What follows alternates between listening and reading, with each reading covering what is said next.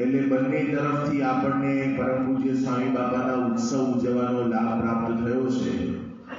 ગઈકાલે સ્વામી બાપાના પરમ પૂજ્ય મહંત સ્વામી મહારાજના સાનિધ્યની અંદર ખૂબ ભવ્યતા અને દિવ્યતા સાથે કાર્યકર સુવર્ણ મહોત્સવ સંપન્ન થયો. લગભગ એવી આશા રાખીએ છીએ કે રાજકોટવાળા કોઈ બાકાત નહીં હોય, બધાએ આ ઉત્સવ જોયો હશે ઓનલાઈન. પરમ પૂજ્ય પ્રમુખ સ્વામી મહારાજે એવું અગાધ વ્યક્તિત્વ હતા કે જેમના જીવનની અંદરથી આપણને સતત બળ અને પ્રેરણા મળ્યા જ કરે. ભલે આપણી વચ્ચે કદાચ જુદા દેશની અંદર હતા, પરંતુ એમનું પ્રત્યેક ચરિત્ર એ આપણા માટે જીવનની નવી દિશા ખોલી આપે એવું કામ કરતા હતા. એકવાર એક બાળક પોતાના ઘરના આંગણાની બહાર રમતો તો રમતા રમતા કંઈક પકડવાનો પ્રયત્ન કરતો હતો. એટલે એના પિતા અંદરથી આવ્યા અને એને પૂછ્યું, બેટા શું કરે છે? તો પેલો બાળક એવું બોલ્યો કે પપ્પા, મારે પડછાયાના માથા પર હાથ મૂકવો છે, પણ હું હાથ મૂકવા જઉં છું ને ખસી જાય છે, તો તમે મને કંઈક કરી આપો. એટલે એના પપ્પાએ પહેલા તો એવું જ કીધું કે પડછાયાના માથા પર હાથ ન મૂકી શકાય, પણ કે ના, મારે કરવું જ છે. એના પપ્પાએ શું કર્યું કે છોકરાનો પોતાનો હાથ લઈ અને એના માથા પર મૂકી દીધો અને પછી પડછાયા બતાવ્યું કે જો તારો હાથ પડછાયા પર આવી ગયો. નાનકડો અબૂત બાળક હતો એટલે એકદમ ખુશ થઈને રમવા માંડ્યો. થોડા દિવસ પસાર થયા અને આ છોકરો ઘરના આંગણાની બહાર એટલે સોસાયટીમાં દોડાદોડ કરતો હશે. એક મહાત્મા ત્યાંથી પસાર થયા, એક સંત પસાર થયા. એને પૂછ્યું, બેટા કેમ દોડાદોડ કરે છે? એ કે મારે પડછાયાના માથા પર હાથ મૂકવો તો ત્યારે મારા પપ્પાએ મને સક્સેસફુલી માથા ઉપર હાથ મૂકી આપ્યો, પણ હવે મને વિચાર્યો કે આ પડછાયા મારે પકડવો છે, તો હું પકડવા જઉં છું, પડછાયો આગળ જતો રહે છે, પકડવા જઉં છું ને આગળ જતો રહે છે. સ્વામીએ વાતોમાં લખ્યું, સ્વામી કે પડછાયાને ક્યારે ભૂગાય નહીં અને શક્ય જ નથી. માણસ કોઈ દુનિયામાં એવો નથી પોતાના પડછાયાને પકડી શકે. આ બાળક અબૂત હતો એટલે પકડવા માટે પ્રયત્ન કરતો હતો. પેલા સંતે એવું કીધું કે હું તને એવું કરી આપું કે પડછાયો તારી પાછળ પાછળ આવે તો કે હા, એવું કરી આપો. અને છોકરો જે ડિરેક્શનમાં દોડતો હતો એની વિરુદ્ધ ડિરેક્શનની અંદર દોડતો કરી દીધો, પડછાયોની પાછળ પાછળ આવવાનું. પ્રસંગ બહુ સામાન્ય છે, પણ જીવનની અંદર કંઈક નાના મોટા ફેરફાર પોતાની બુદ્ધિ બળે, બાહુબળે, સગા સંબંધીના બળે કરી શકાય, પણ જીવનની દિશા અને દશા બદલવાનું કામ કોઈ કરતા હોય તે પ્રમુખ સ્વામી મહારાજ એવા સંત જ કરી શકે. આ વાસ્તવિકતા છે. આજે લાખોના જીવન બદલાયા છે. આજે આપણે BABS ની અંદર જોઈએ છે, ગઈકાલનો જે ઉત્સવ તમે જુઓ, આમ છાતીના પાટિયા બેસી ગયા માણસના. ચારે બાજુ 1 સ્ક્વેર ઇંચ જગ્યા ખાલી નહીં અને હકડે ઠઠ માણસો, 1 લાખ તો ખાલી કાર્યકર્તાઓ, હરિભક્તો નહીં. જો હરિભક્તોને ભેગા કરવા રહ્યા હોત તો લાખોની સંખ્યામાં ભેગા થઈ ગયા અને 1 લાખ કાર્યકર્તાઓ અને પ્રમુખ સ્વામી મહારાજ માટે પ્રાણ ન્યોછાવર કરવા માટે થઈ જાય. મહંત સ્વામી મહારાજનું એક વચન પડે ઝીલવા માટે તૈયાર થઈ જાય. એ જ બતાવે છે કે પ્રમુખ સ્વામી મહારાજ આપણા બધાના જીવનના રોલ મોડલ બન્યા છે. એમણે આપણા જીવનની અંદર રસ લીધો છે. એમના જીવન પ્રમાણે આપણે જીવન બનાવવા માટેનો પ્રયત્ન કરીએ છીએ. એટલા માટે પ્રમુખ સ્વામી મહારાજને આજે આખી દુનિયા ચાહે છે. એમનું વ્યક્તિત્વ જુદું હતું. એમની સાધુતામાં શિરમોડ હતા. એમના પ્રત્યેક ગુણોની વાત આપણા પૂજ્ય અનંત પ્રેમ સ્વામીએ કરી આપણને. ગીતાના આધારે પ્રમુખ સ્વામી મહારાજનું જીવન, અરે દુનિયાના કોઈ પણ ધર્મશાસ્ત્ર લાવો, એની અંદર જે કંઈ પણ વાતો લખી હશે ને એ બધી જ વાતો મુજબ પ્રમુખ સ્વામી મહારાજ જીવ્યા છે એવું આપણા બધાનું હૃદય સ્વીકારે છે. તમે ગીતા લઈ આવો તો ગીતાની અંદર જે કંઈ પણ સ્થિત પ્રજ્ઞ પુરુષના લક્ષણ લખ્યા છે એ પ્રમુખ સ્વામી મહારાજના જીવનમાં છે. રામાયણની અંદર પ્રસંગો જે કંઈ પણ આવે છે, રામાયણની અંદર જે સંતના લક્ષણની વાતો કરી છે એ બધા પ્રમુખ સ્વામી મહારાજના જીવનમાં જોવા મળે. તમે શ્રીમદ ભાગવત ગ્રંથ લાવો, એની અંદર સાધુના 39 લક્ષણ લખ્યા છે એ બધા પણ પ્રમુખ સ્વામી મહારાજના જીવનમાં જોવા મળે.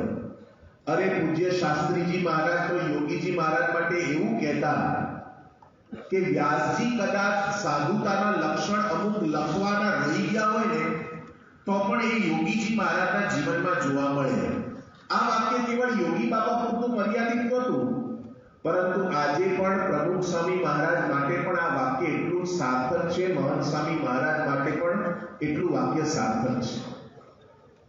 તો આજે આપણે એક ડગલું પ્રમુખ સ્વામી મહારાજના પથ ઉપર કેવી રીતે ચાલી શકીએ?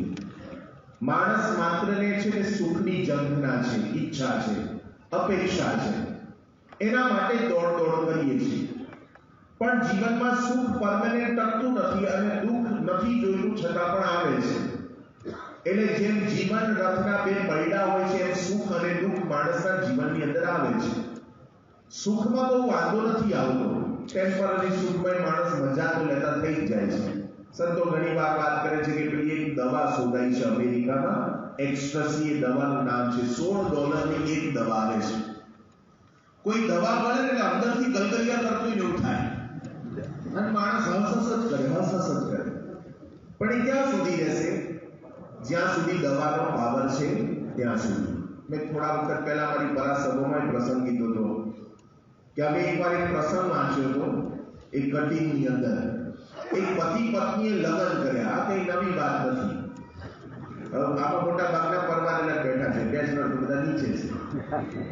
પણ લગ્ન કર્યા કેવી રીતે? બે જણા પ્લેનમાં ગયા ઉપર અને પેરેશૂટ પહેરી અને પ્લેનમાંથી નીચે પડતું મૂક્યું. પેરેશૂટ ખુલ્યું અને હામે રીંગ પહેરાઈ, ક્રિશ્ચન વેડિંગ. મેં જ્યારે આ પ્રસંગ વાંચ્યો ત્યારે પહેલો મને પ્રશ્ન હતો, આ તો સારું કે બંને જણા ક્રિશ્ચન હતા. બાપુ હિન્દુઓ તો બામણને ભેગો પાડવો પડે ને, અને હવા ફેરા ફરવાના છે, નાવની પ્રગટાવાની કેમ નહીં? તો માણસ ચેન્જ મેળવવા માટે પ્રયત્ન, સુખી થવા માટે બધા જાતના વલખા મારે છે. કાલ બધા જતા હતા ને ત્યાં યાત્રામાં અમદાવાદ તરફ, લગભગ 50 જેટલી બસો હતી કાર્યકર્તાઓ આપણા રાજકોટમાંથી. બાળ પ્રવૃત્તિ, સંયુક્ત પ્રવૃત્તિ, યુવા પ્રવૃત્તિ બધા ભેગા થઈ, પહેલા પુરુષ બધા. આમ તમારી બસ ફિક્સ ના હોય, ફર્સ્ટ કમ ફર્સ્ટ એવું લખ્યું હોય અને બસ આમ આવે અને 50 જણા અંદર 56 જણાએ ચડવાનું છે, અંદર 150 ઉભા રહ્યા હોય ને, અને એમાં તમે પહેલા ચડી જાઓ અને અંદર સીટ આમ તમારી ઓક્યુપાઈ થઈ જાય, સીટ ફિક્સ થઈ જાય. અને પછી નીચે બેઠેલા કેટલું આમ કરી લે હું તો રહી ગયો, હું આવી ગયો. કેટલાક જો તો પહેલા એવું થતું હતું, અત્યાર બધી બુકિંગ સિસ્ટમ આવી ગઈ. તમારે છે ને એસટી બસ સ્ટેન્ડની અંદર તમારે અહીંથી જુનાગઢ જો તો બસ આવે અને એમાં 150 જણા ઉભા હોય, તમે કેટલાક શું કરે, છોકરાને ઉતારે નીચે અને સીટ ઉપર આમ હાથ મોડો કરીને બેસી જવાનું. કોઈ બેહવા ટિકટમાં પપ્પાની જગ્યાએ, મમ્મીની જગ્યાએ નહીં બેસવાનું અને ભેગડો કાઢવા માંડે. ખાલી તમે અંદર છોકરાને ઉતારી દો, સીટ બુક થઈ જાય છે ને, કોઈ કેટલા માણસ રાજી થઈ જાય છે. ટેમ્પરરી સુખની અંદર રાજતા થઈ ગયા. પણ વાસ્તવિકતા એ છે કે આ સુખ પરમેનન્ટ ટકવાનું નથી. બહુ સુખમાં વાંધો નથી આવતો, પણ જીવનમાં જ્યારે દુઃખ આવે છે, તકલીફો આવે છે ને, ત્યારે માણસ હચમચી જાય છે. મજા નથી આવતી, આનંદ નથી આવતો. પણ પ્રમુખ સ્વામી મહારાજનું જીવન આપણે જોઈએ ત્યારે આપણને આશ્ચર્યકારી ઘટના લાગે છે કે એમના જીવનમાં કેટલા બધા દુઃખના પ્રસંગો આવ્યા છે. પણ એ પ્રસંગ એમને ક્યારે લાગ્યા નથી. ચિત્રલેખાના તંત્રી હરિકિશન મહેતા એવું પૂછ્યું બાપાને કે સ્વામી તમારા જીવનમાં દુઃખનો કોઈ પ્રસંગ ખરો? પ્રમુખ સ્વામી એમ ઘણાતા બંધ એવું બોલ્યા, સ્વામી કે એક પણ નહીં. હવે એમને બાયપાસ કરાવવું પડ્યું. તો આ દુઃખનો પ્રસંગ કહેવાય કે નહીં? હા કે ના બોલો તો બરાબર. એમને પેજ મેકર મૂકવામાં આવ્યું તો આ દુઃખનો પ્રસંગ કહેવાય? એમને આંખે મોતિયાનું ઓપરેશન કરાવ્યું છે. એમના જાહેરની અંદર અપમાનો થયા છે. પ્રમુખ સ્વામી મહારાજ માટે કેટલી પત્રિકાઓ બહાર પડી, દિવાલો ચિતરેલી વર્ષો સુધી. પણ પ્રમુખ સ્વામી મહારાજ એક વાક્ય એવું બોલ્યા કે મારા જીવનમાં કોઈ દુઃખનો પ્રસંગ જ નથી. દુઃખ આવ્યા છે પણ દુઃખ લાગવા દીધા નથી. આપણને કોઈ પૂછે છે કે સવારનો બહુ ખાન લોકો, બપોરનો તો રાત લોકો, કલાક પહેલાનો કલાક પછીનો, સભા પહેલાનો કે ચાલુ સભાનો. પછી સ્વામી શ્રી રાજકોટ પધાર્યા અને વિદ્યાભ્યાસ ચાલુ કર્યો. પરંતુ જૂનાગઢથી કોઠારીનો પત્ર આવ્યો કે બોટાદવાળા હરિલાલ શેઠને સત્સંગી જીવનનું પારાયણ બેસાડવું છે, માટે કથા વાંચવા તમારે જૂનાગઢ આવવું. આ પત્ર મળ્યો એટલે પોતે તેમના જોડિયા સાધુ સાથે ફરી જૂનાગઢ આવ્યા. શિવલાલભાઈના પુત્ર હરિલાલભાઈએ જૂનાગઢ પ્રત્યેનું મમત્વ જાળવી રાખ્યું હતું, તેમનો ખ્યાલ હતો. જૂનાગઢમાં જ ગુણાતીત જ્ઞાનના સદગુરુઓ, પુરાણીઓ કે શાસ્ત્રી પાસે મહારાજનું સર્વોપરીપણું કે સ્વામી અક્ષર છે એવા પ્રતિપાદનના શબ્દો સાંભળવા મળશે. એટલે અહીં કથા કરાવવાનું તેમણે નક્કી કર્યું. સત્સંગી જીવનના આખા ગ્રંથની કથા 4 પુરાણી વાંચે ત્યારે 1 માસમાં સારી રીતે નિરૂપણ સાથે પૂરી થાય. એટલે પ્રથમ પુરાણી તરીકે પુરાણી હરિદાસ બેસતા, પછી ગોપીનદાસ, પછી શાતાનંદ મહાબ્રહ્મચારી અને છેલ્લો વારો સ્વામીશ્રીનો હતો. કથાના પ્રારંભ પ્રસંગે શેઠે પુસ્તક અને પુરાણીની પૂજા કરી અને આરતી કરી. ત્યારબાદ કથાનો પ્રારંભ પુરાણી હરિદાસજીએ કર્યો. 3 પુરાણી બદલ્યા અને ચોથો વારો સ્વામીશ્રીનો આવ્યો. દરેક અધ્યાયનું સુંદર અને સ્પષ્ટ નિરૂપણ સાથે વચનામૃત સ્વામીની વાતો, ગીતા, ભાગવત, શ્રુતિઓ વગેરેનો આધાર અને જૂના આખ્યાનોથી કથાનો સ્વામીશ્રી એવો તો રંગ જમાવ્યો કે આખી સભા સ્તબ્ધ થઈ ગઈ. શેઠને પણ સ્વામીશ્રીની કથાથી ખૂબ જ આનંદ થયો. સંપ્રદાયનું બંધારણ, તત્વજ્ઞાન અને ઇતિહાસ વગેરે ઘણું જ જાણવાનું મળ્યું. બીજે દિવસે કથા શરૂ થઈ.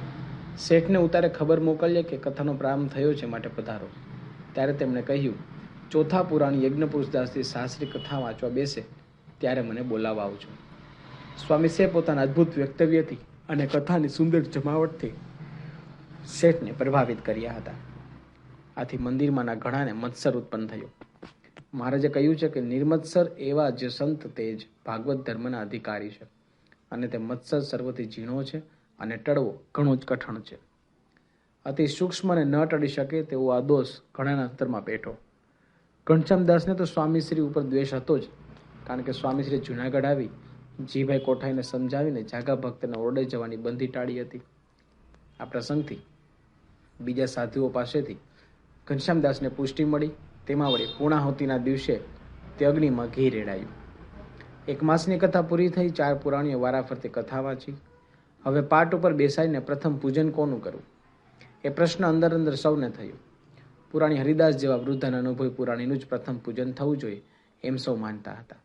એમ થવાનું હતું, છતાં શેઠની પાસે આ વાત ગઈ. શેઠ બહુ સ્પષ્ટ વક્તા હતા. સત્ય વાતમાં બાહ્ય વ્યવહારને તેઓ કોરે મૂકી દેતા. તેથી તેમણે તો તરત કહી દીધું, જેની કથાથી સૌને વિશેષ સમાસ થયો હોય તેનું પૂજન પહેલા કરવું.